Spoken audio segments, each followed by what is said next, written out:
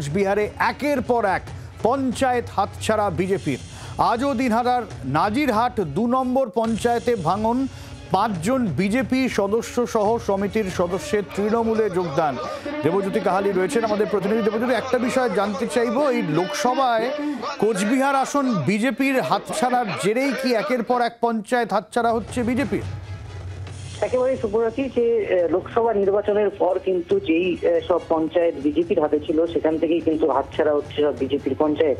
আজ দিনহাটা ২ নং ব্লকের নাজিরহাট গ্রাম পঞ্চায়েতের ৫ জন বিজেপির পঞ্চায়েত সদস্য, একজন পঞ্চায়েত সমিতির সদস্য, তারা কিন্তু বিজেপি ছেড়ে তৃণমূলে যোগদান করলেন এবং উত্তরবঙ্গ উন্নয়ন মন্ত্রী তথা দিনহাটার বিধায়ক উদয়ন গুহ তাদের হাতে কিন্তু পতাকা তুলে দেন।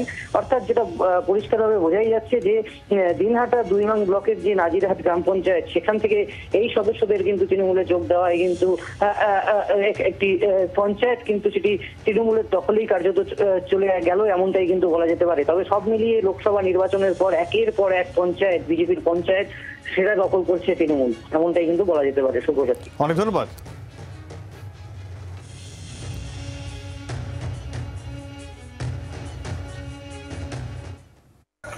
বিভিন্ন জায়গায় দলে দলে লোক বিজেপি ছেড়ে তৃণমূলে আসতে চাইছে।